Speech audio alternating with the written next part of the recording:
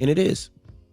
Well, Joe Biden also tweeted out, sending people to jail for possessing marijuana has upended too many lives for conduct that is legal in many states. That's before you address the clear racial disparities. He said, I'd also like to note that as federal and state regulations change, we still need important limitations on trafficking, marketing, and underage sales of marijuana. Okay? Yeah, I agree. They need to fix that. All right. Now, a woman known as Queen Blackwell was crying on social media. She made a video, which she shared on her Instagram page, and she wants to get her money back. She accidentally bought a couch that was worth $100,000. All over right now because I'm about to throw up. I just put an offer on the couch. And I was joking by putting my card information, and it just charged my fucking account.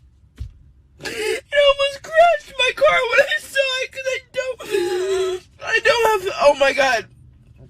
I was joking. If you have $1 million, can you please donate?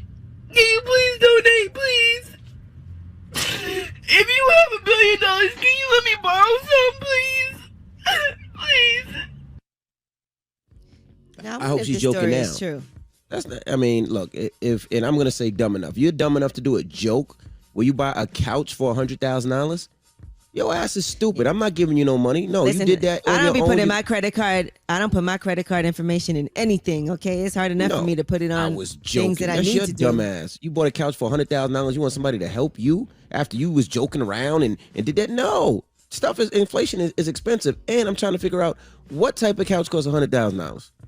Now, I wonder if anybody actually donated any money to her. No, she's on her own. You better hope she have American Express Damn, and call American Express and say somebody's took her number or something. But no, you on your own, dumbass.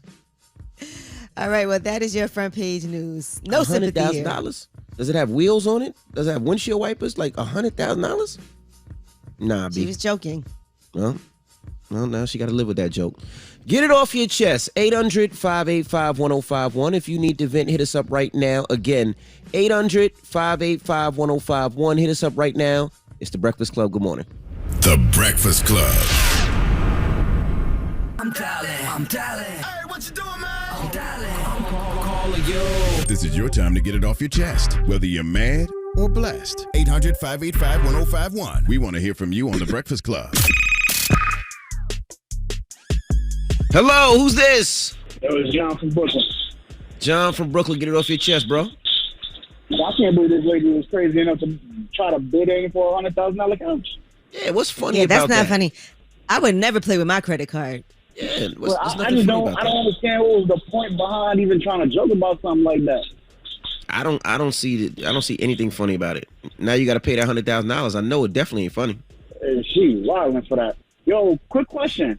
Being that the Breakfast Club ain't gonna be the same as we know it, any way we could bring back some of the old school stuff for a little while? Like what? Like the way you and Charlamagne used to sing on Fridays? We might bring that back. We got to get some new poppy songs though. But yeah, let Angela Yee get the Yee mix at least once a week, bro. Well, there's not a lot of weeks left. Yee got her own Yee mix that's popping off. We're gonna have our own Yee mix. Okay. Maybe the last day we get Yee the Yee mix and let her go out on the Yee mix. Okay, I'm excited. Let's All right, go. brother. All right, man. Have a blessed one. You too now. You too. Hello, who's this? Is up. Good morning, my comedy buddy, Angela. Snack Man. Snack Man sent me a letter with some jokes on it. Thank you, Snack Man. Yeah. Oh, you're welcome. Okay. He's thrown off. How are you? Good. How are you? You got a joke this morning? Oh my goodness. Yeah. Okay. Just a joke? Well, whatever you want, Snack Man. You have the floor. Thank you. My show is next Wednesday in Bridgeport. All right, Connecticut. If you saw my video from July? Nobody's seen your video, Snack Man. It's professionally. There were 7 cameras, bro. I hit them all. Okay. The joke and begin. Here we go. This Constitution thing is getting messed up. I got my neighbor telling me he has to kill somebody to stay out of jail. Thank you.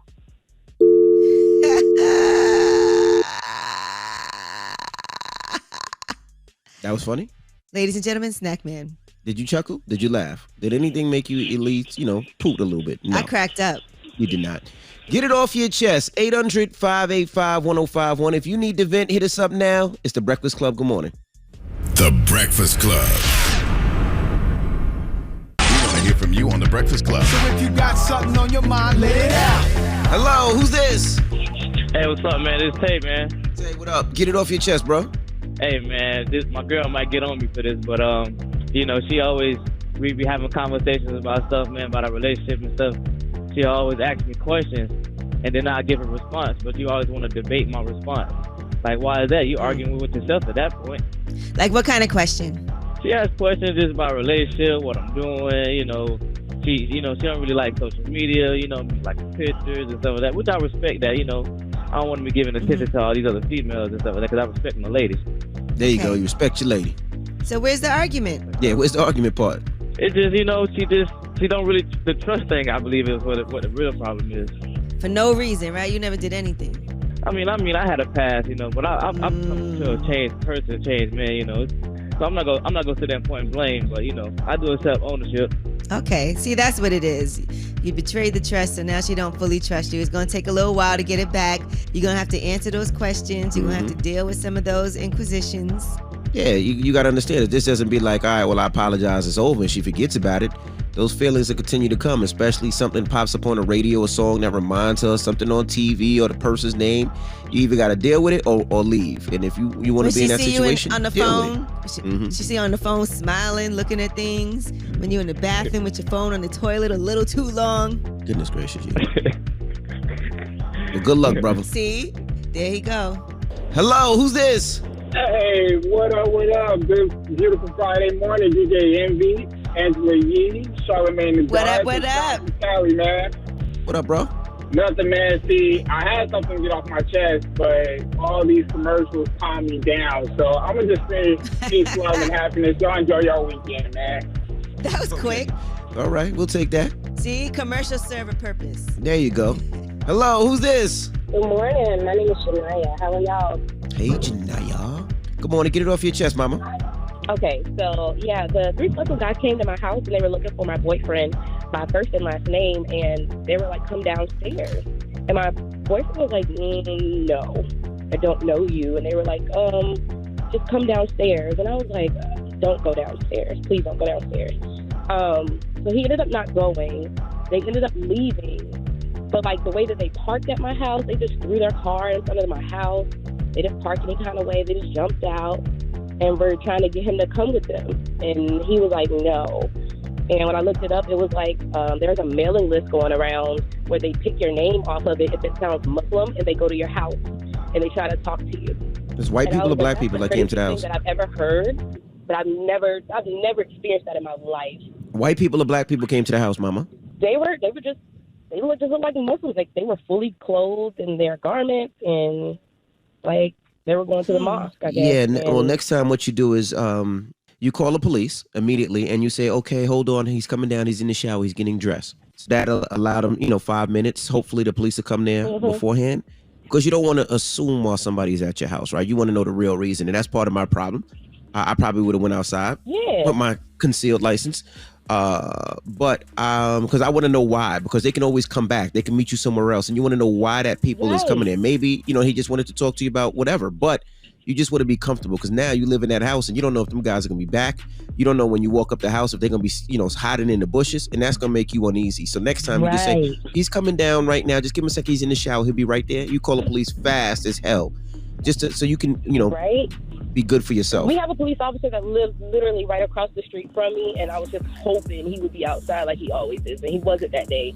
But I was like, that's really, really freaky that y'all came over here, y'all knew our address, and they were like, they told us, that is crazy. Your address, and here we are. And I was like, who told you? And they wouldn't tell us who. But when I did my research, it was like there's some mailing list going around where if your name sounds Muslim, they are going to come to your house.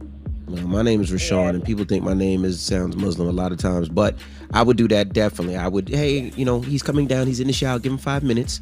That would, settle him. Then you call the police immediately. You pay your taxes, you call the police, and then see why they there. Why are you on my lawn? Why are you looking for me? Get the hell out of here. Get their license plate. Because before I was getting ready to buy a gun, and something told me don't do it yet. And when that happened, I regretted it so bad. And well, I was you just can't shoot really random people that come to your house because he could have been coming just to talk to you. So you just can't shoot people. You know that. Yeah, but I see she's feeling unsettled when a bunch of people unannounced show up to your house. That's a little scary. Absolutely. Could have went anyway. It was like 8:00 at night. We were eating dinner. My baby's bouncing in his bouncer, and I was like, that's right. Guy? I don't know this man. He don't know this man. He only know a few words. So he couldn't understand what they were saying either. My boyfriend couldn't. So I was like, I don't know what this is about, but I would like for it to not happen ever again. Well, be safe out there. Period. Absolutely. But I have been hearing it's going on around the country right now. So just be on. All right, I'm gonna look that up too. Well, be safe and have a good weekend, Mama. And that's not active anymore. Just tell them, watch out for yourself. Be protected because they're doing something that's not normal. Apparently, that's something that a lot of Jehovah's Witnesses do, and that's not something that they do in that culture. That a lot of Muslims do in that culture. So, not knocking on your door. Yeah, it could have been nothing, but you just want to be safe than sorry, especially with everything going on in this world today, right? Hey, you gotta have them cameras outside the house too. Make sure you look on the camera who is this? Mm-hmm. Right. All right, Mama, thank you. You have a good week and be safe.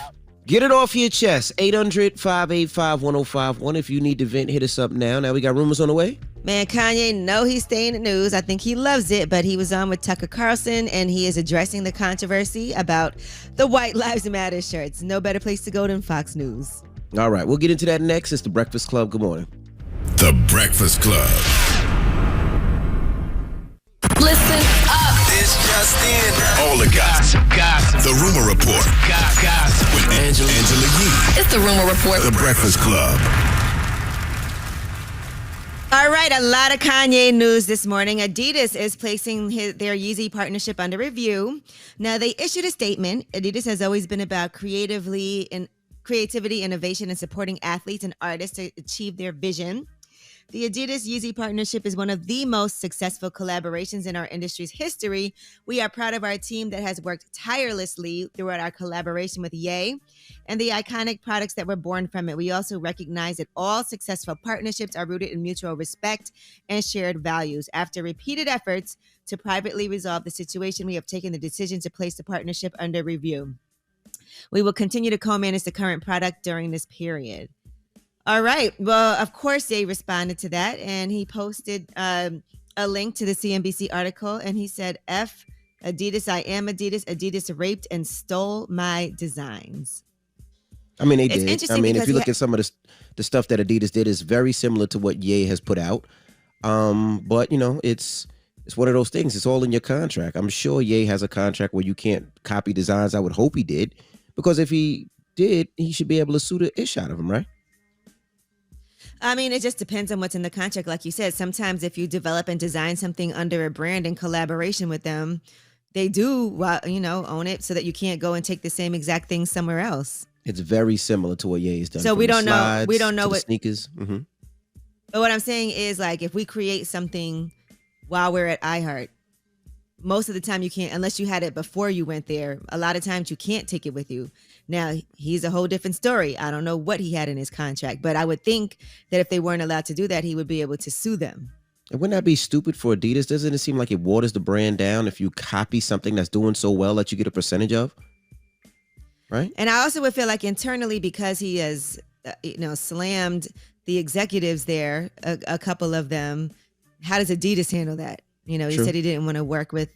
So it's just a lot going on. And let's be clear, Kanye is definitely a lot. Mm-hmm. All right. Now, he also started talking about Tremaine Emory, and he's calling him Tremendez. He said, you only got the job since you were black, since they named him. He said Tremaine's new name as the BLM officer at Supreme is Tremendez. You only got the job since you were black, and you used to work for me, and you knew Virgil.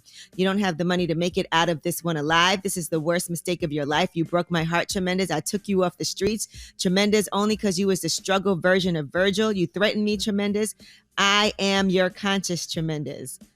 And so, I guess Tremaine Emory was slamming him for his White Lives Matter shirt. He said he also has the receipts. He said, you are so broken. Keep Virgil's name out of your mouth. So I guess he used to work for Kanye, used to work for Virgil, and yes. I don't know about Just you a guys lot. out there, but I'm just tired of Kanye and all that It's other exhausting. stuff.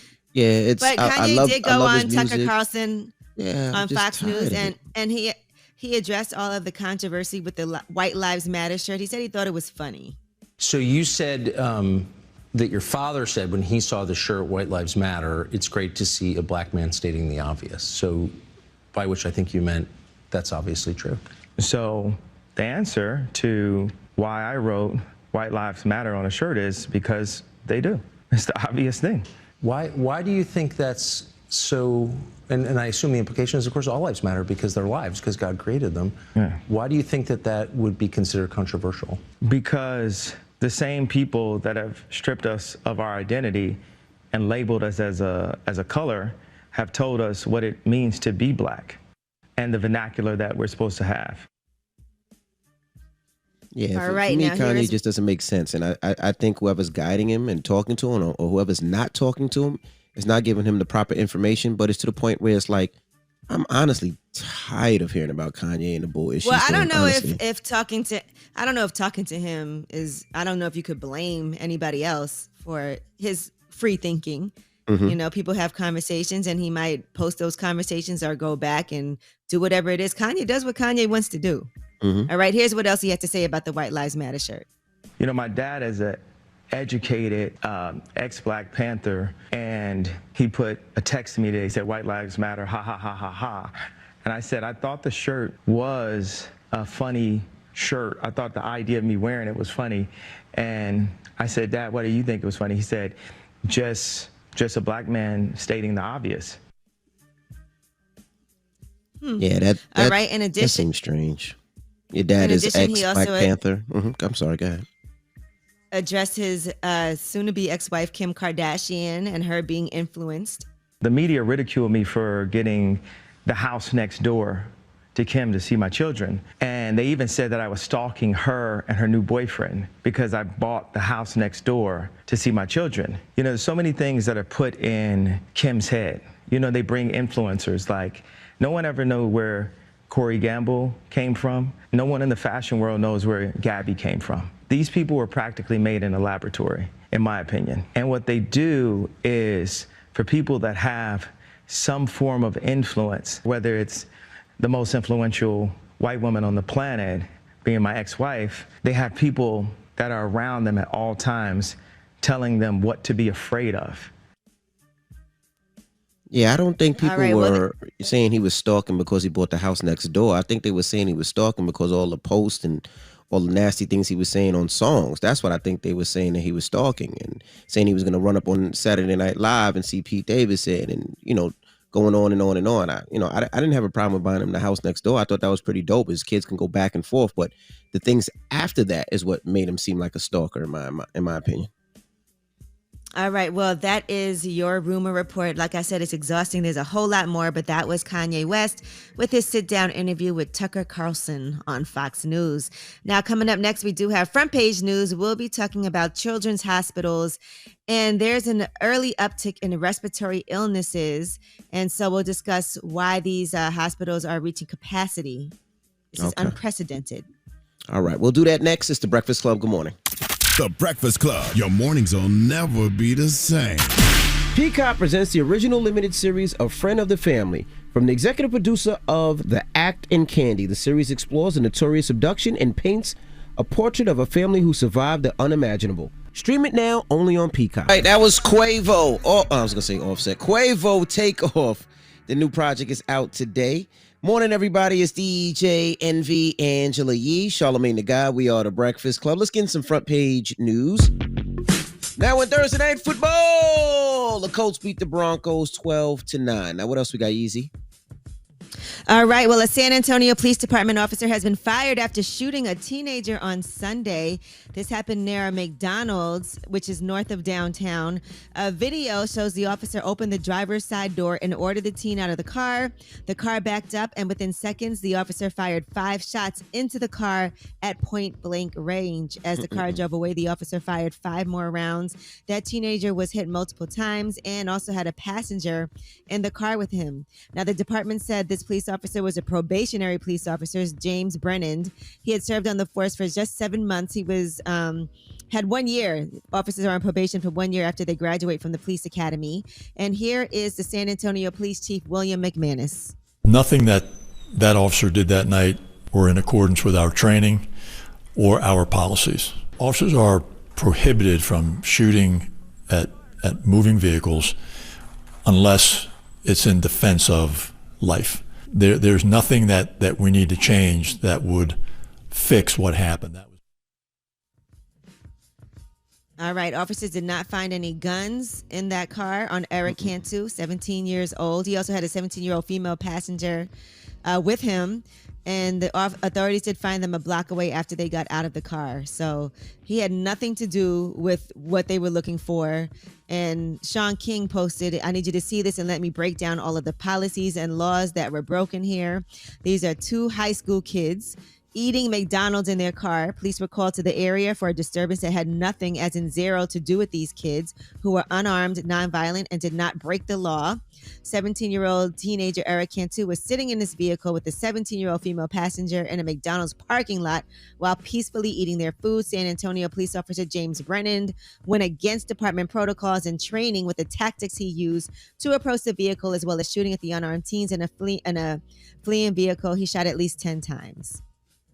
That is. But thankfully, by the way, Eric Cantu is alive. He was shot 4 times, and thankfully he has survived that shooting. So praying that's still for heartbreaking. him. I mean, you think about, if you got kids or, your brothers or your sisters, your nieces, your nephews, they do like any other kid. Go to McDonald's after school. They're eating and they hear a cop where these kids have nothing to do. They're just sitting there eating McDonald's, and this overzealous cop fires 10 times into a vehicle. That's so freaking sad. All right. And doctors are talking about children's hospitals filling up because there's an early surge of respiratory illnesses. Children's hospitals in major U.S. cities around the country are reaching capacity. And this is an unprecedented spike in these illnesses. And they said COVID is not the main culprit. So there's some mild cold-like symptoms in kids that are hitting harder and earlier than expected. And multiple experts are saying this is prompting a lot of concern because the winter season is coming up. There's kids who cannot breathe properly, and they're saying that RSV is a common respiratory virus that usually causes mild cold-like symptoms. It can lead to more serious complications like bronchitis or pneumonia. And so typically these rhinoviruses cause the common cold, and many children are visiting the emergency department, being admitted to the medical center with respiratory illnesses. Some of them are sicker than what we usually see. Cases appear to be higher than busy seasons prior to the COVID pandemic. And so it used to be a seasonal trend, but now they're saying it's very early in the season to be seeing this. Yeah, I told you guys, ever since the pandemic, I can't breathe great. And they say that my snoring has gotten a lot worse, to the point where they gave me, I have to take steroids for like a month to have polyps in my nose. So it's crazy. They don't know why. They don't know why it came out. They don't know if it's due to the pandemic, if it's due to COVID, if it's due to whatever. They don't know, but it's very scary. All right. Well, that is your front page news. All right. Now, Charlamagne is out. So if you want to give somebody donkey of the day, you can get on the phone lines right now, 800-585-1051. Whoever it is, it could be your mama, your daddy, it could be your baby mama, your baby daddy, it could be granny, it could be your son, your niece, your nephew, your coworker. It doesn't matter. If you want to give somebody donkey of the day, it could be a celebrity. It could be the lady that bid $100,000 on that couch. Did you hear about that story? Whatever it may be. Kanye. It could be Kanye. Yes. 800-585-1051. And when we come back, Roland Martin will be joining us. It's The Breakfast Club. Good morning. The Breakfast Club.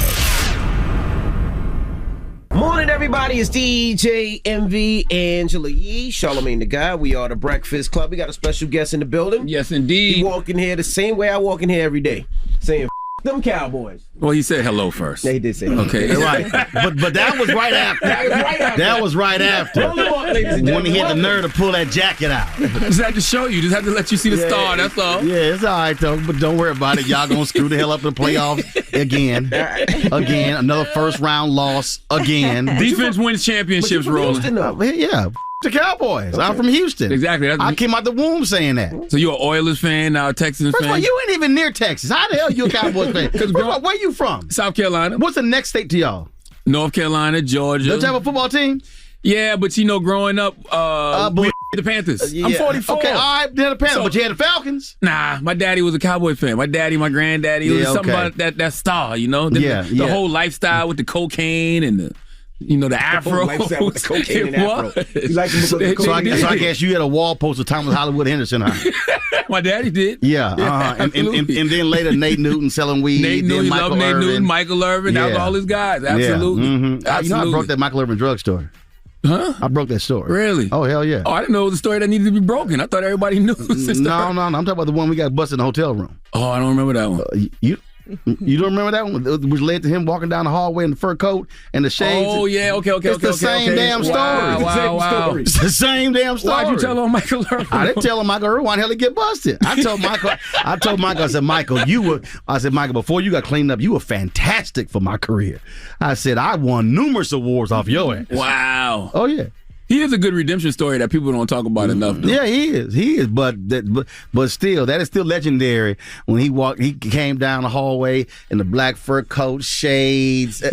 I was like, I know his ass is not walking to the grand jury dressed like this here.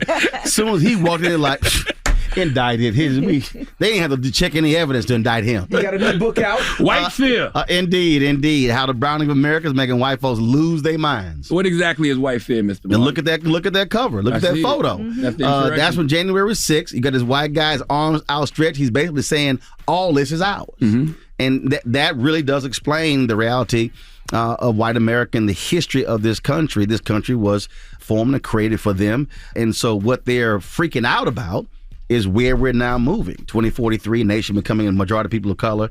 And it shows how their reaction. Mm-hmm. January 6th, remember, Donald Trump targeted 4 cities. He kept talking about Atlanta, Philadelphia, Milwaukee, Detroit. And so the anger was that black turnout. Gutting of Section 4 of the Voting Rights Act, gutting of Section 2, this whole desire, this anger at what is going on, because it comes down to money and power. Mm-hmm. They don't want to give any of that up. And if you look at the history of America, every period of black success has always been followed by white backlash. Mm-hmm. And the anxiety is always, are we going to lose our jobs? Are they going to take our women? Are we going to lose our money? I mean, that's the constant deal. During the Civil Rights Movement, remember, you had the Civil Rights Act of 64, Voting Rights Act of 65, but they filibustered Republicans and Democrats, the Fair Housing Act. They were like, all right, we'll let y'all vote, but y'all can't live with us. Mm-hmm. That has been a constant thing, and we're still seeing it. And this is not a white conservative thing. There's some white Democrats and progressives who also don't want us having that economic power and having that influence. But because we've now changed with voting, we now get our say-so. Mm-hmm. And they're struggling with that. And Donald Trump was not the beginning of that. Mm-hmm. This is going to be a continuation, I guarantee you, over the next 50-plus years. As a media person, what do you think about Donald Trump suing CNN? Okay, he sues a whole bunch of people and loses. Mm-hmm. That's his thing. Mm-hmm. His thing is to cause mayhem, but he don't want depositions. Look how long he fought Letitia James. Right. And then sat there and said 400 times, I'll plead the fifth. Mm-hmm. Do you think he has any type of legs to stand on with that, with the defamation? Because he lies. Mm-hmm. I think he does. How so? I don't think he'll win, but I think he does simply because what he's trying to paint CNN as is a news network that only shows one side of him, that only shows one narrative. Yeah, the liar. Sure, but that's not. But he said they never say anything positive. That's a lie. That's a lie. But that's what he said. No, but it's a lie. Well, he lies. just because he says it don't mean it's right. And then when people run the montage, it's just CNN saying a bunch of negative stuff about it. Because he lies. So they're helping his case. No, they're not helping his case. If he's saying that they don't ever say anything positive about me, Roland, that's a lie. So you're saying that's literally a lie. So you're saying CNN says positive things about him. They hired Kayleigh McEnany. They hired people who came to his defense. He is a lie. The lawsuit is a lie.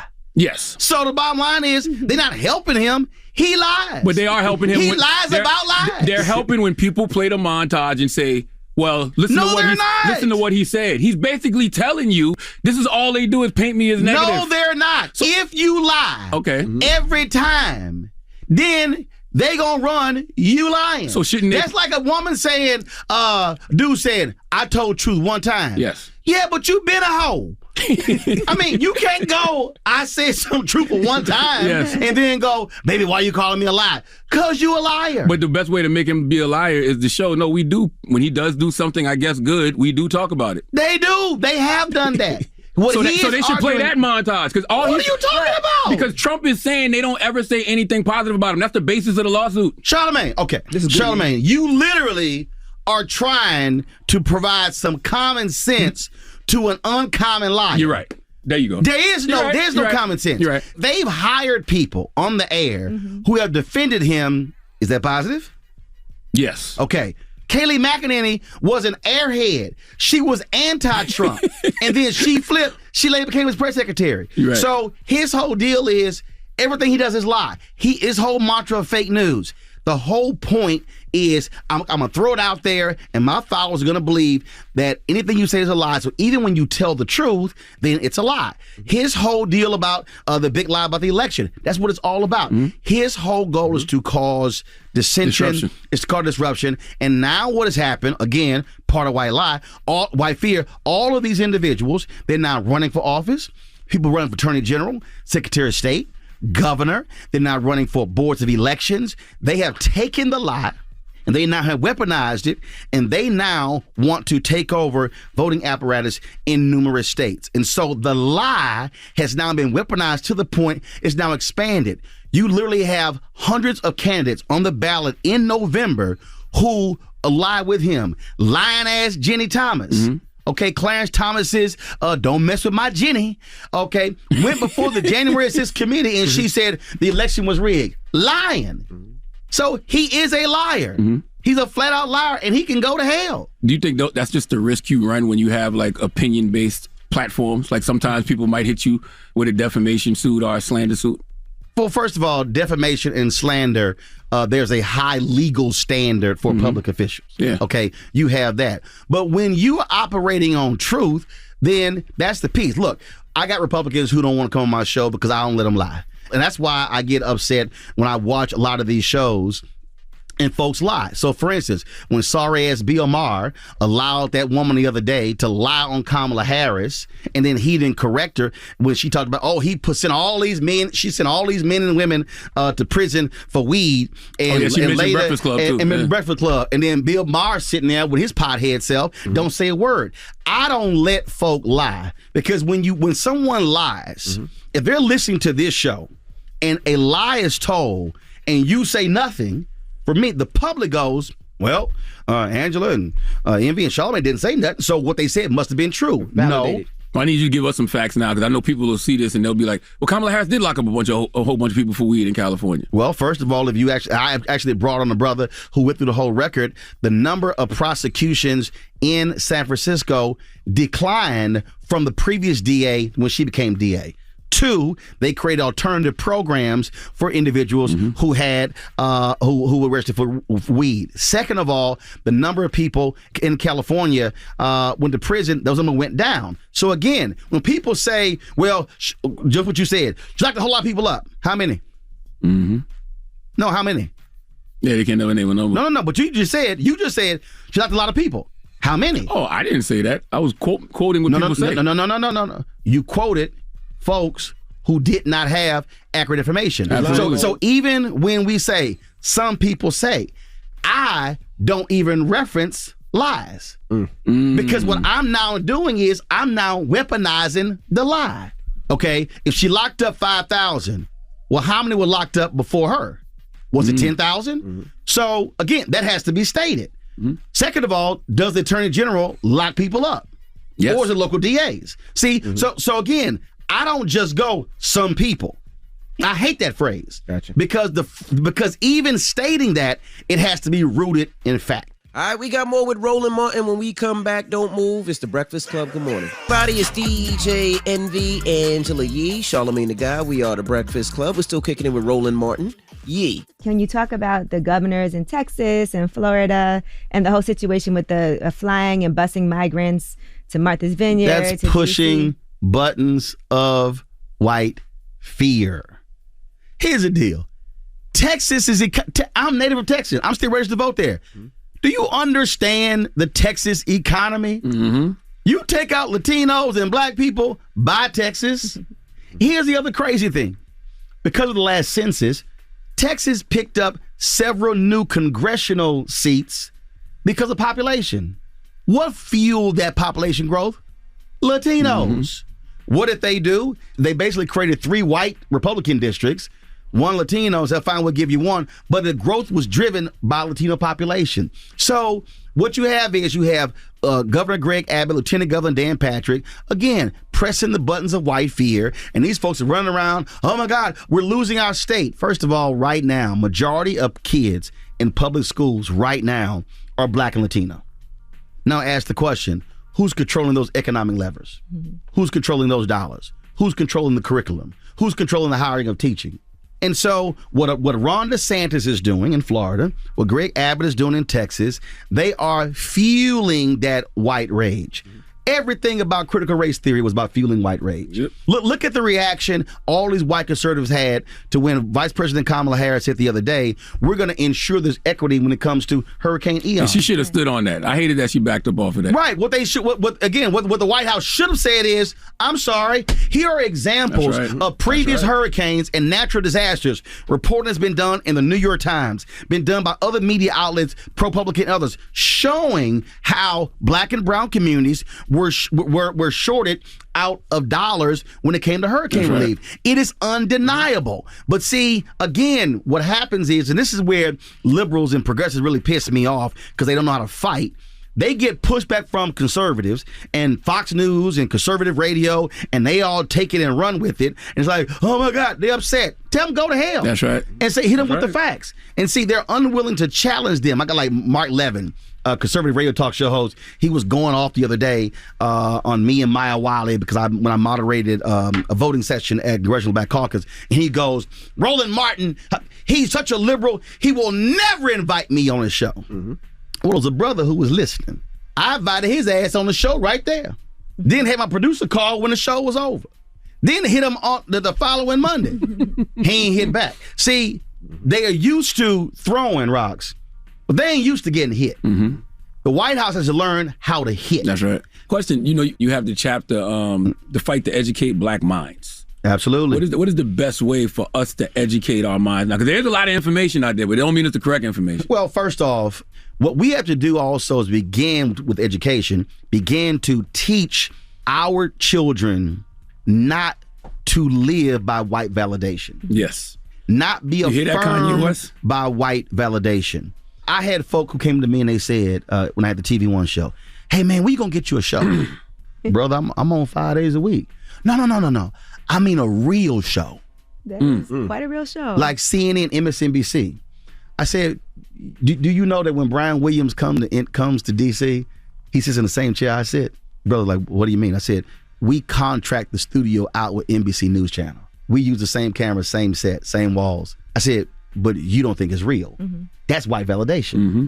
And so part of that education is affirming who we are. Now you have to marry the economic piece when you begin to talk about how do we fight for equity in all of these systems. And that means how do you leverage it? That's why folk got to read Martin Depp's book on Operation Breadbasket, where they laid the strategy out, which was one of the probably arguably the most successful initiative Dr. King left us, Reverend Jackson picked up, but they actually got it from Reverend Leon Sullivan out of Philadelphia. But it's about economics. What we're doing is we're actually in many ways not fighting smart, which also goes to the education piece. Why not support charter schools? Because if I get to control a school and control who gets hired and control the spending and control the contracts and control the curriculum, hell, I'm down with it. So I'm not going to fight something that people are like, well, white racists created charter schools. I was like, can you show me something in America white racists didn't create?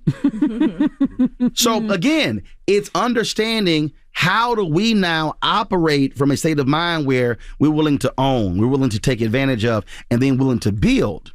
That is a state of mind. I've long said, we need a massive reprogramming in Black America to think and operate differently for the next generation. What were your thoughts when you saw Kanye do the White Lives Matter? I don't give a shit about Kanye.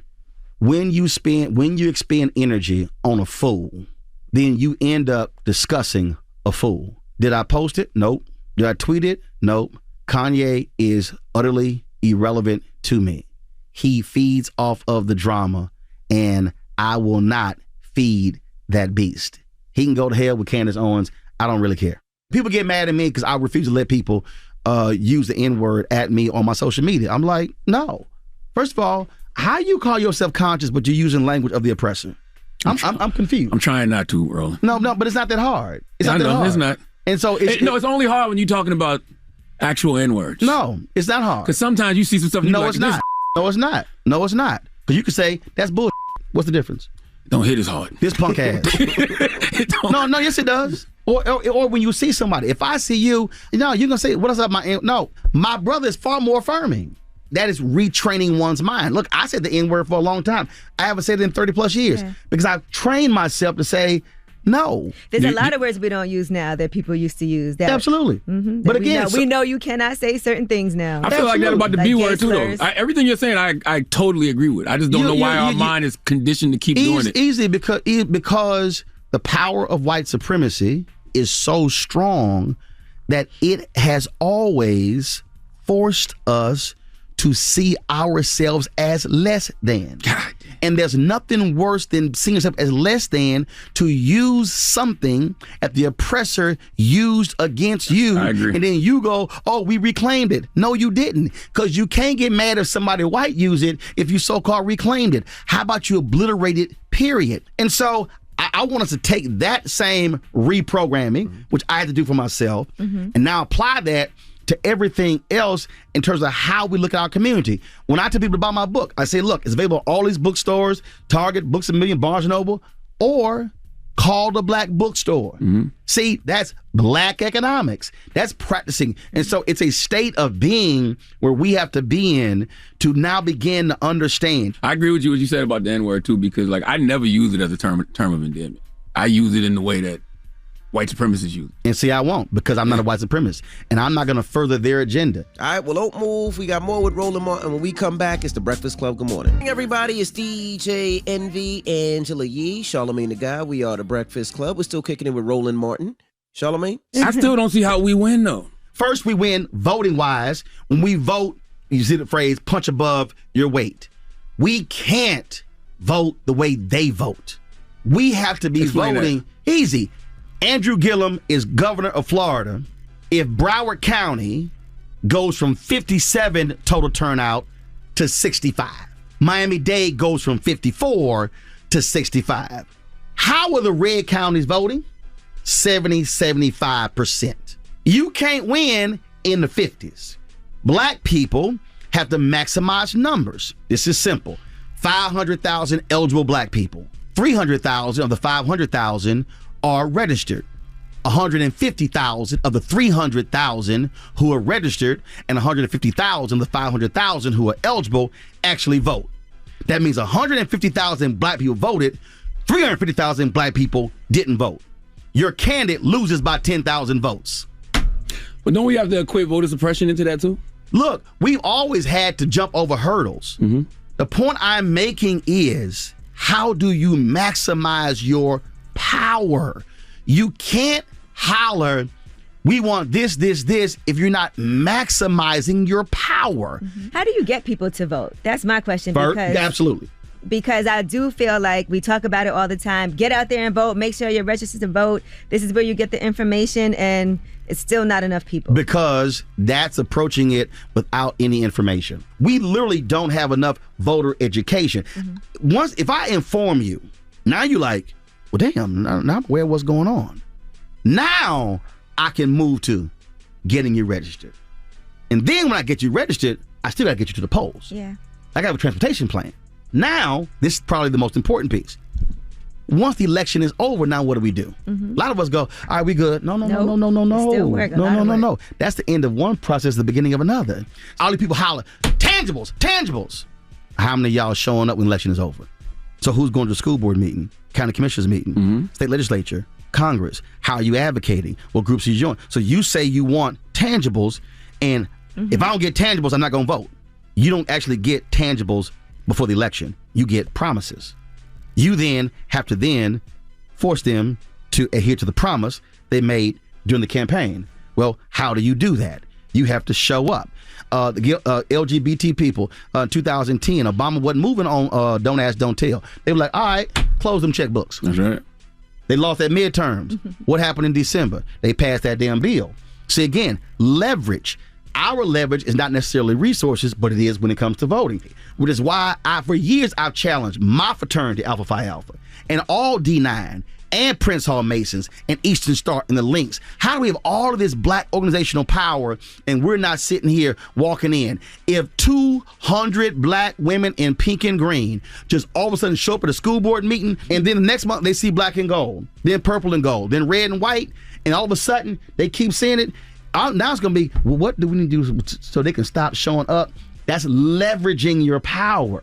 We have untapped power when it comes to voting, and guess what? When you show up there, when it comes to I'm not to the school board meeting, I ain't talking about just curriculum. I'm talking about contracts. I'm talking about bond election. I'm talking about now black businesses. Now it becomes economic, but we got to leverage the power. But we have to educate people on this is the issue. This is the truth. This is the whole deal. And when they have the information, now it's kind of like, oh, I was told this. Well, stop listening to the fool who told you a lie. I agree with everything you just said, but don't you think the other part of that is sometimes these candidates have to stop volunteering lies? Meaning they talk about things that they know they cannot get done. They don't tell the whole story. That's politics. Yeah, but, no, but can't you see how that discourages voters? But remember, potential voters? No, but remember, politics is about making promises. But what did President Franklin Delano Roosevelt tell A. Philip Randolph when Randolph was pressing him? He said, Philip, everything you said is correct. Now go make me do it. Make me do it. Yeah. And what did he do? Okay. When he threatened that march on Washington, he signed an executive order. We've got to move our people to action, and unfortunately too many are not. But that's why I challenge our organization. I just did it at the CBCF. I called out all the frats and the sororities and challenged them, and I said, stop being so focused on your internal business and be focused on the business of black America. Dr. King said this here in Where Do We Go From Here, KSL Community. If you don't have that book, you should get that book. It's one of the top 3 books. I got more than 1,000 in my home. It is top 3. You would think he wrote that book last year. He said there are 4 institutions that are primed to liberate black America: the Negro Church, the Negro Press, Negro fraternities and sororities, and Negro professional and business organizations. And he said all of them have never fully committed themselves to the liberation of black people. What he's talking about is taking organized power and leveraging it. That's why when people came to me, they're like, man, you ain't gonna do well launching Roland Martin Unfiltered. I said, don't worry about it. So here we are 4 years later. I launched last year Black Star Network. I'm launching a 24-hour streaming channel next month. I took my social media following, organized it, built one show, built a network, now I have 6 other shows, now I have 3 shows in development, and now going 24-hour streaming channel. What's that? That's organizing and mobilizing. You know what's interesting about that? Like, you built that network so much that when I see you on MSNBC or I see you on another program, I'll be like, why Roland wasting his time on that? No. And I know it. Well, no, I'm gonna give you something. It's funny. So first time in the MSNBC during COVID, because I have a studio in my home. So director come and say, hey, is there any way we can make that background smaller? Nope. Nope. That's it. Y'all gonna see that logo. That's right. My deal. That's branded. But it's good because it's with Tiffany. So I mean, you know. Well, that was Ali Velshi. I don't know. MSNBC seems to only call me on the weekends. I don't know what's up with that. Well, I know I've been shadow banned during the weekday, and I told him that too. And so I ain't got a problem, and I know who did it too. Who did it? I know exactly who did it. Damn. I know exactly who did it. I've called his name out. You know what the hell? You know exactly. Jonathan Wall know what he did to me. I was supposed to be on Ari Melber's show, and I was 10 minutes out. I'm at the top of the show. I get a call, my hit was canceled. Wow. I sent an email and I said, all right, what exactly did I piss off? They were like, oh, no, that's not what happened. I'm like, that is what happened. Then I found out it was him because he was pissed that me and Jake Tapper went at it the day before on Twitter. And I'm like, dude, he at CNN. You used to work at CNN. Why are you tripping at MSNBC? Because during 2015, a year after the election, all the shows were calling me. Katie Turb's blowing me up. Hallie Jackson. They were like, oh my God. Katie Turb, they wanted me on every Thursday. Stephanie Rule. All the weekday shows were calling me. Then all of a sudden, wow, everything shut down. You know, so yeah, I said it, and he knew exactly what he did. And I've told other executives there what the whole deal was. So it is what it is, and we know Fox News not gonna call because they can't handle this much blackness. A white fear, pick it up. It's out right now, Roland Martin. Roland Martin, we appreciate you. That's called bringing the funk. That's what he calls it. Hey Doc, this is what I do. And look, and for the folks who I hit, don't get mad because you messed up.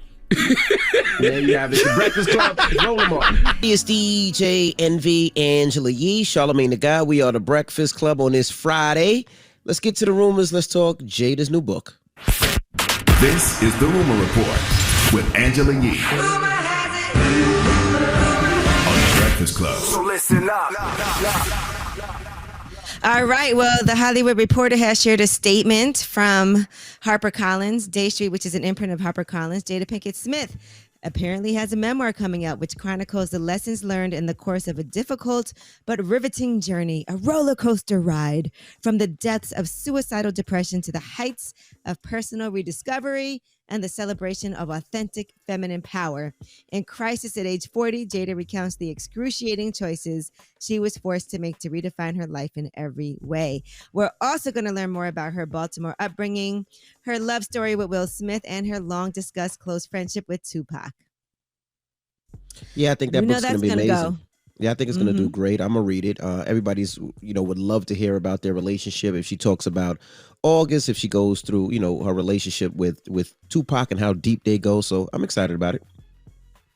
All right. Now, Brittany Griner is a hostage, according to her wife. This is Cheryl Griner's first interview since Brittany Griner was sentenced to 9 years in prison in Russia. And she sat down with CBS Mornings host Gayle King. And here's what she had to say. BG has truly suffered beyond her crime already. So you were able to hear her voice. You've had 2 phone conversations with her. Share with us what you can about those conversations. So the first conversation, it was just so delightful just to hear her voice. The second phone call, the minute I hung up, I think I cried for about 2-3 days straight. I did not get out of my bed. It was the most disturbing phone call. What was disturbing to you? It was like 30 seconds to 2 minutes a range. For just sitting on the phone, just literally in tears. 'Cause at that point, I'm like, I don't know if she has anything left in her tank to continue to wake up every day and be in a place where she has no one.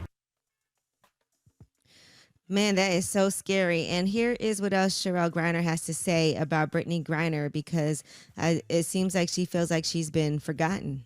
She's very afraid about being left and forgotten in Russia or just completely used to the point of her detriment, because she's like, saying things to me like, my life just don't even matter no more. Is that what she said to you? Yeah. My life doesn't matter? Like, I feel like my life just doesn't matter. Y'all don't see me. Like, y'all don't see the need to get me back home. Am I just nothing? She's very afraid about being left and forgotten in Russia or just completely used to the point of her detriment. Okay. Feel like we played that twice. Mm-hmm. Yes. So let's never forget that Brittany Griner is over there. She's going through it. She's suffering. I'm really hoping that she makes it back home. The White House has said that her upcoming appeal is another sham judicial proceeding. And President Biden is telling his administration to engage with the Russian government at all levels to bring Griner home immediately. But her wife, Cheryl Griner, is scared that she'll never see her wife again. And it's just terrifying for her. And I completely understand, because it seems like those talks just quieted down. Like, I haven't heard anybody mention at one time we were going to trade prisoners and they were going to get her out immediately. And then all of a sudden, I haven't heard not one person mention anything in the last, I don't even know how long. Well, I know she has the appeal, so everyone has been talking about that. And so just praying for the best to happen and for her to make it back home. All right. Now, Ari Fletcher is talking about losing that Savage Fenty deal that she had on the docuseries The Impact ATL. She's on there with Jada, Arrogante, Lakia, Destior. And she talked about losing access to her Instagram page, losing some money. Here's what she had to say because of the negative domestic violence comments that she made. People was commenting about domestic violence and oh, why would you say this? What I did was I got on live I don't give a not meaning I don't give a about domestic violence, but just I don't give a about what y'all talking about. And this is something else too with myself that I need to check. Stop just reacting. For real, when I lost my page, I lost the Savage Fenty deal because of that for $150,000. Wow. Mm-hmm. And if you want to watch The Impact ATL, that's on BET Plus, by the way. And that's why everybody always says you can't, act off of emotion. You got to think about what you're saying sometimes, and I'm guilty of it all the time. So, I definitely it's hard watch when what everybody's coming at you on social media. And the original comments that she made was on Don't Call Me White Girls podcast. Here's what she had said originally. Y'all are in the comments like, oh, when I was in a relationship, this boy put out. Nobody cares. Nobody cares about what happened to you, what trauma you had. Nobody cares. You're trying to victimize yourself. Please stop. You in the comments, you're telling your stories about. Nobody cares. All right. So she had made these comments on the podcast and then went on live as people were bashing her for saying what she liked, for her man to pull a gun on her, to tame her when she's upset. And when people gave some backlash from that, she went on live to defend herself. And we actually talked to her about that too, her defending herself. And I think, she felt like she was being attacked and she lashed back out at everybody. And sometimes you got to just get offline. Or an easy solution is to be like, you know what? I was wrong the way I said that. And I really did not mean, to come at anybody like that. Mm-hmm. And that is a better way sometimes to just end things, right? All right, now let's talk about Nori. He had Boosie on Drink Champs and Nori and DJ EFN on Drink Champs. And here is what Boosie had to say about Kanye and those White Lives Matter shirts. If you guys recall, he had went on social media to let people know that this was not right. And, he had some strong feelings about White Lives Matter. Kanye, he's straight with me. Right. But he pissed me off this morning. But when we done went through and what we still going through to this day. Fuck, everybody know people matter, but that lives matter.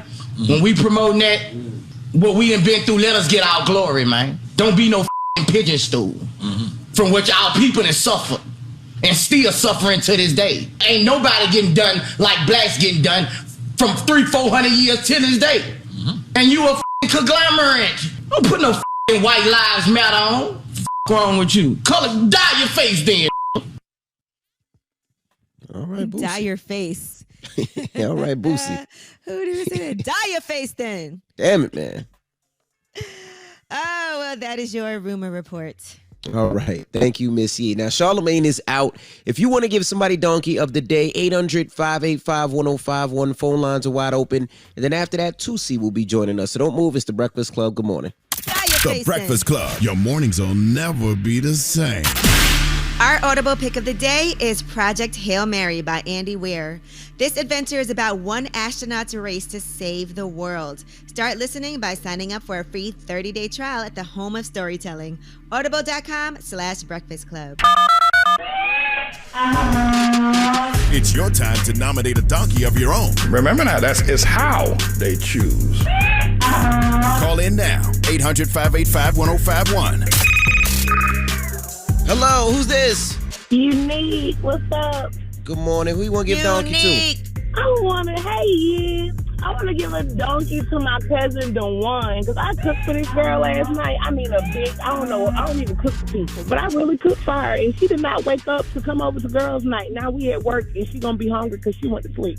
Oh man. Well, that's on her. Too bad for her. What you cooked last night? Bad for her. Yeah. What you cook? I just wanted to tell y'all good morning. Y'all had me rolling this morning. I really enjoy you guys. What did you cook? You didn't tell us what you cooked. Oh, I cooked some collard greens, cornbread, and some baked beans, some chicken. And I also, for some reason, I cooked the chicken. I also cooked some ribs. It was just a whole bunch of everything. Now, let me ask you a question. Can you invite us? Yeah, I was going to say, can you invite us? But how we know your food is good? She might not like your food. That's why she didn't come. Oh, no, she liked my food. I cooked the Thanksgiving food. She the one who can't boil water. Oh. I know she was. Can you send us a picture? I want to see what this food looked like. Yeah, I definitely will because I took one to send it to her. But you don't really get those meals from me unless it's a holiday. I don't know. I was feeling really generous yesterday. Probably because today's Friday. Okay. Well, thank you, Mama. You have a good weekend, all right? Yes, you guys too. Hello, who's this? This is Wayne from SC. Wayne from SC. Who you want to give donkey to? Kanye got to get that envy. He got to get that, bro. He a simp. He's a simp, bro. You got the crib next to your lady, cool, your ex. But, bro, you don't have to do all that extra with, like, she moved on. You move on. You're a billionaire, bro. You know how many women are throwing themselves at you? You are crying over Kim Kardashian, who has been with Ray J and multiple other dudes. And you Okay, let's not shame her for who she dated. All right, cool. We want to do that. But at the end of the day, bro, you get mad at Pete for doing something that you would do. You can't get mad at that man for being a man. You want to make videos. You send trucks with roses to the house that they doing. That's lame, bro. You been a simp. You been tender, bro. You might as well move on. She moved on. Why can't y'all co-parent and do everything the right way? You got the crib next door. Somebody tell me she's still dating Pete, but they tried to pretend to break up so he would leave them alone. I don't know if that's true. And that's what I heard. That's foul. As a grown woman, she shouldn't have to do that. As a grown man, bro, you should say, you want to know what? She's not happy with me. Why not let her be happy with somebody else? I'm happy for her to be happy. I think he does that because I think he feels like he could pick on Pete. Because I think if it would have been anybody else out there, I think they might have put hands on Kanye by now. But I will say this: the fact that if Pete slapped him, everybody gonna look at Pete. Oh, he slapped Kanye. No, they're we got to do this to Pete. But no, they're not. I see how this man been bothering him the whole time, this man the whole time. And you're right. I would have did the same thing like Pete did. You want to bother me and make songs? I'm in bed with your ex-wife. Now be mad. And then what did Kanye do? You see? No, you're the one that's doing this. You see? But bro, you was making songs, putting me in videos with my head cut off, threatening me and all this other stuff. But when I say something back, you see what he's doing? Come on, bro. Like, Kanye could do better. And I used to like, bro, but he a simp and he tender. I can't stand that. Ain't Pete. Okay. Thank you, brother. Hello, who's this? Good morning, it's Charles from Fort Myers. How y'all doing?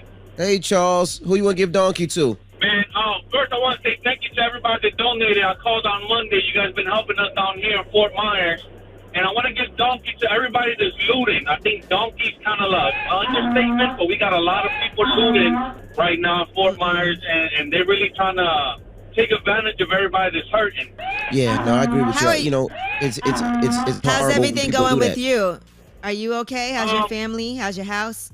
I lost everything inside my house, but I'm more concerned about a lot more people in my neighborhood. I mean, I'm still being able to manage. And anybody in Fort Myers listening, if you guys go to St. Vincent on Palm Beach Boulevard, we're going to be there today and tomorrow giving out free food again. Okay. We did that on Monday and Tuesday. We're going to be there this weekend giving out food to anybody that needs help. And tarps for the roof because there's rain coming this weekend. Wow. All right. Well, thank you. Give me the address one more time, brother. It's St. Vincent on Palm Beach Boulevard. And anybody out of state that want to help us out, again, the cash shop is Lord Seaway 507. So that's St. Vincent. The Paul is a Catholic church right there on Palm Beach Boulevard. And the cash shop is Lord Seaway, LORDCWAY 507. All right, brother. Thank you so much. And for anybody in Florida, if you want to get disaster unemployment assistance, you can go to floridajobs.org and you can select file a claim. So they have customer service reps available to help you guys with disaster unemployment assistance as well. And so I just want to make sure if you're out there, again, that's floridajobs.org. All right. Now, donkey of the day, 800-585-1051. Charlamagne is out, so we open up the phone lines, let you give donkey to whoever you want it to. Now, when we come back, Toosi will be joining us. Toosi has an album out today, and we're going to chop it up with him when we come back. So don't move. It's The Breakfast Club. Good morning. The Breakfast Club. The Breakfast Club. Envy, Angela Yee, and Charlamagne the God. Morning, everybody. It's DJ Envy, Angela Yee, Charlamagne the God. We are The Breakfast Club. We got a special guest back in the building. Yes, indeed. Brother Toosi, welcome back. What's going on? You got the new EP, Boys Don't Cry. Yeah, man. Tell me about that title, man. I mean, I don't know. I feel like as men, you know, our whole life we taught to be tough and not have emotions, you know. I mean, which is some bull, by the way. It's some bull. It definitely is. I just have my son though, so I feel like, you know, me having my son kind of opened my eyes to that. Like, you know, I want him to feel like he could be his own person. Mm-hmm. So, I mean, that's the biggest thing. That's where the title came from. Where'd you get that mentality from? Because most dads, I'm sure at your dad's age, you raise your kid. Fall down, get back up. Don't you cry. You hold them tears. Don't you cry. So what made that? What gave that change to you as a father? I was raised by women. You know what I mean? Even raised by women, I was always raised to be tough. With him, I want him to be his own person. You know what I mean?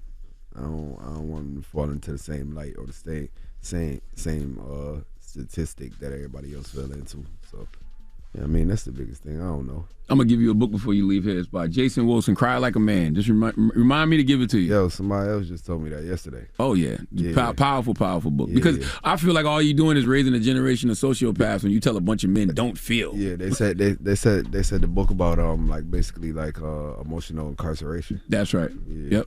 Yeah, I'm gonna check it out. Definitely. How were you able to open up then, like to even be in a relationship? Honestly, like when it came to that, I don't know. I just I just did it. It was, you can't run away from love. You heard? That's something that's gonna follow you no matter where you go. You heard? So I don't know. You think you were love quick, like at first sight type of thing? Yeah. Since 9th grade. Most definitely. So you just fall in love with everything. Everything beautiful, you fall in love with. Nah. But I had my one person though. You know what I mean? Since 9th grade that I. Oh, that's dope. Okay. Yeah. Since 9th grade, like I knew that was who I wanted to be with. You know what I mean? So it was kind of like that. You still feel like that's a rare thing to happen. Yeah. That Envy, you would say that happened with you? Yeah. My wife was 15. I was 16.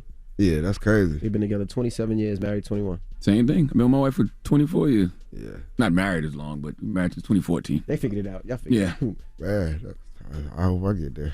You said, how do you get there? I said, I hope I do. Oh yeah. I mean, you're going through it now, and listen, it's going to be ups and it's going to be downs, and you're going to make mistakes, and she might how y'all make do mistakes. it? How y'all do it? What? Now that's a complicated question. I'm gonna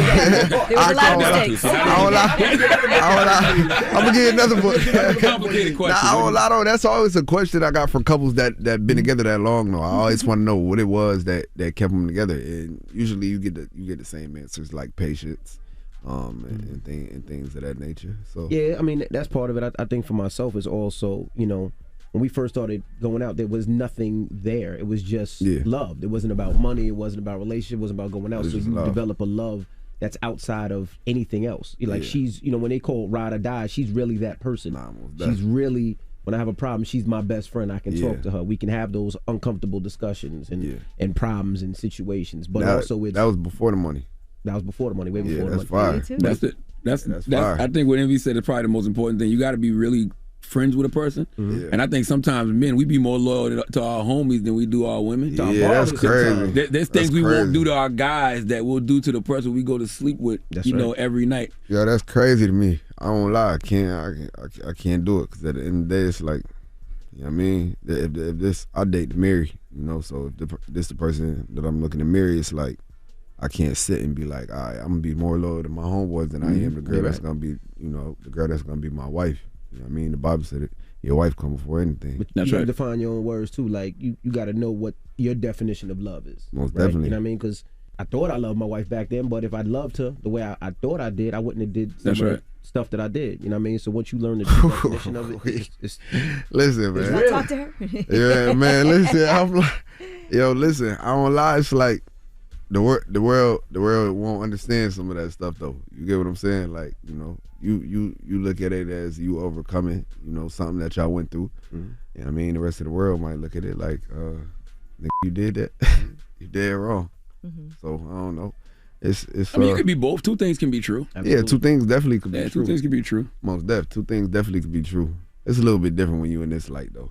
When you're an artist. Because you trying out your superpowers. You've never been this version of Toosi. Oh God. You know what I'm saying? Like Angela was just talking about girls doing sucking contests and asking men if they can be judges. Oh, that's a movie. That's a movie. That's crazy. That's crazy. That didn't happen before you was Toosi. Hell nah. You know what I mean? Hell nah. I ain't experienced none of that. I don't know about none of that before. None of that. All right, so as men, do you think that y'all have to go through something in order for you to realize what you have? Yes, sadly. To go through thinking you can lose it. That's a trick question. I don't think it's a trick question. I don't think so. Mm-hmm. I feel like you can know what you got before like f***ing up. I don't feel like you gotta f*** up to know what you got. Like I don't know. I also don't think cheating got anything to do with the woman. Cheating has to do with what we lack in ourselves as men. It's our ego. We trying to feed our ego. It's our insecurities. I don't think it has nothing to do with that's so our crazy. Women. It's crazy that you said that because like. I always told myself like I never needed more than one woman to stroke my ego. Like I never needed that. You know what I mean? If I had one female that could stroke my ego, and just make me happy, I'd be cool with that. Like, but I don't know though. Some shit you get some that need polygamy. You know what I mean? So I think they just think they want that. And you know, I remember when I caught my dad cheating back in the day. My dad said to me, "Oh, you only got one girlfriend? One day you gonna understand." So when he planted that seed in my head, he had me thinking like, "Damn!" So I gotta have. I gotta live like this. I gotta do the shit he did. Nah, I don't lie. I don't think like that. What does it mean when you say to treat a woman like a lady but F her like a hoe? What does that mean? Like, how do you do that to somebody like a man? You get in the bedroom, you know, girls want to be slutted out, man. You know what I mean? You get in the bedroom with a girl, she don't want to be treated like she a girl. She want to be like you gonna one of them hoes. Right. And how's that? Like, what's the difference? Nah, that's a trick question. Me like you one of them hoes. What hoes? Nah, I don't know anything about that. Nah, that's a trick question. I don't lie. That's a trick question. Your girl ever say something like that? Don't answer that question. No, don't even do nothing. But like, I don't lie though. It's like treating a girl with respect outside of the bedroom, but in the bedroom, that's you get disrespectful. The bedroom. The only time you could disrespect a girl.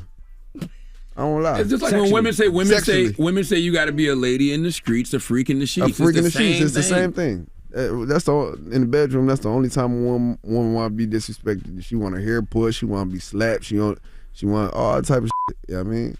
That's what it means. You know what I mean? So you be pulling hair, slapping, doing all that. Man, we do everything. Man, come on, man. Did she do it back to you? No, hell no. What the f? Now that's not fair too. Hell no. Whatever you do to your woman, you got to be willing to accept yourself. No, that's not man. True. Hell no, that's not true. Who's pulling your hair, Charlamagne? Who's pulling his hair? You know what I mean? Who's pulling his hair? Ain't nobody put. Nah, hell no. No hair pulling, no slapping, no choking. I don't do none of that. You don't want to get choked? I don't want to get choked. Damn. What about blindfolded? Blindfolded? Hell nah. Why you blindfolded me? Hold on. So you could use your other senses. Senses? Man, nah. What's that hell smell? nah. I'm not sorry. That's not what you want us to do in the bedroom. I'm not trying to tap into no other senses in the bedroom. I'm good. I ain't Spider-Man. All right, we got more with Toosi when we come back. Don't move. It's the Breakfast Club. Good morning. Everybody, it's DJ Envy, Angela Yee, Charlamagne the God. We are the Breakfast Club. We're still kicking it with Toosi.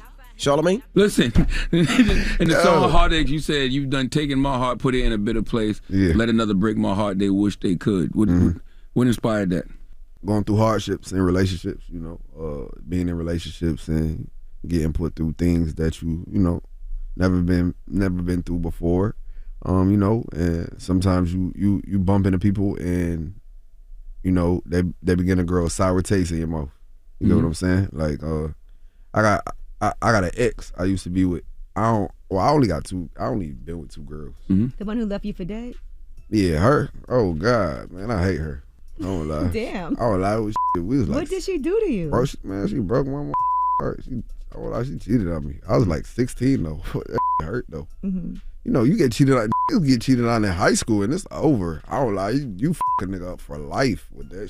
That is true. Yeah, you cheat on me in high school. Y'all want a bond? Y'all want a bond right now? You want to tell him, Charlamagne?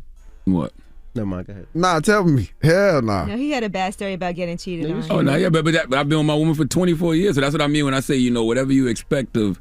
Whatever she expects of you, whatever she expects of you, you got to be willing to give her. What? So if she forgives you, if she does something, you got to forgive her. Nah, I won't lie. I forgave a few times though. I won't lie. That shit. It was more than once. What? Oh my God, that was good then. I won't lie. I was a sucker for real. There's one dude that she kept messing with. Man, I won't lie. I don't even think it was one dude. I can't remember. Damn. I was a youngin'. Like. So you didn't cheat. But she only cheated. Hell nah, she fucked me up. Damn. Yeah, she fucked me up. And you kept catching and you kept staying. Yeah, hell yeah. I probably got trust issues because of that situation. Crazy part though, I don't even got trust issues. Cause I feel like, I don't know, I just don't got trust issues. I bet she wish she wouldn't now though. Does she ever try what? to She be trying to throw little shots and hints and all type of shit like that. She said something on the internet the other day. Shit blew my mind. What'd she say? I forgot what she said. She said something about, oh nah, you know what it was? I had gave my girlfriend $30K for her birthday, and like I guess like the internet ain't like her reaction, but she not really no like overreactor. Yeah. Yeah, she not no overreactor. Like so, I gave her the $30K, and shorty go on the internet. She like, she should have been me. If I would have got the 30K, I would have such and such. I was like, man, what the it's out of order. Guess what? It'll never be you. You know? Why you following her though? How you know? Nah, she posted it on Facebook and it was public and people started tagging me. Okay. Yeah, hell yeah. She wanted you to see that though. Yeah, clearly. she wanted me to see that shit. Yeah. Yeah, she wanted your girl to see that, and then she was hoping it'll cause problems at home. Ain't no problems at home. But that's why what they want, man. Yeah, they want problems at home. Ain't no trouble in paradise, man. Well, I saw you kind of like. I don't lie, we be going through. Of course, all couples do. I let you get that lie off. Word. Yeah, we be going through. But I saw you saying that, you really don't care for the fame aspect of it, right? Yeah. So when you say that, but why show people stuff like that? Why show them you giving your girl $30,000? I won't lie though, it was like that. So all of that was before like I had made that post. I don't know, the fame become a lot, especially at 22. And then on top of that, you sign to these labels and like that. Ain't no media training, ain't no more they don't teach you how to talk, and when you get in interviews, what to say, what not to say. They don't do none of this you heard. So you coming into this and they not supposed to, because that's kind of like taking away from who you are as a person and as an artist. So no, they should. They should. And the reason is there's things that could get you in trouble, things that you should most definitely, things that you could get you canceled now. So yeah, right. If they could guide you, I mean, we're a platform. If you say something that's gonna get you canceled, that's gonna get you in trouble, locked up, we're gonna tell you. I think it might work here, but I don't think it works with social media. Because when you at home and you got a feeling in your phone right there, and you typing, it's over. Like, so if you on social media and you type and you sit and type some like, oh nah, the world and the world don't with it, they gonna bash you. But like, yeah, like I don't know. So like, I guess like it was kind of like one of the moments where it's like, damn, like if I was famous, this never would have been an issue. Mm-hmm.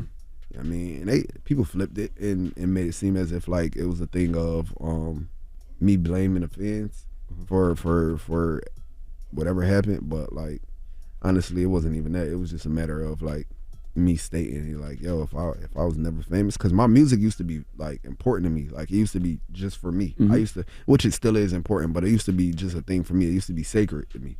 I mean, but I don't know. I started dropping the music, and I'm more so doing things for the fans now. So I don't know. It was more so of like, if I never was famous, this never would have been a problem. That's a great conversation, right? Because does that impact your creative process? Because you're thinking about what the internet's going to think or what people are going to think instead of just going to make the music you want to make. Honestly, I feel like me and my fans got such a good connection that when I go in there and I record, it's not really like. It's almost like I'm recording for myself, because we got the same thought process. To be a fan of me, you like the things that I like. So I don't know. We kind of got the same thought process, and it'll be times where I get on Instagram Live and make songs with the fans and let them like have an input on the songs and what we're gonna title the song and what we're gonna talk about in the song, like things of that nature. So it's kind of hard to miss when you're doing that. No. Yeah. So do you think that people feel like, because a lot of times with your music, because it is, like you said, very personal and sacred to you, people really feel like they know you and they feel like they know exactly what you're talking about. You might have a song that you did 2 years ago and you put it out now, and they feel like it's something that's happening to you now. Yeah, most definitely. Yeah. That's the hard part about everything. They feel like every song that you make is a subject of what's going on today in today's world.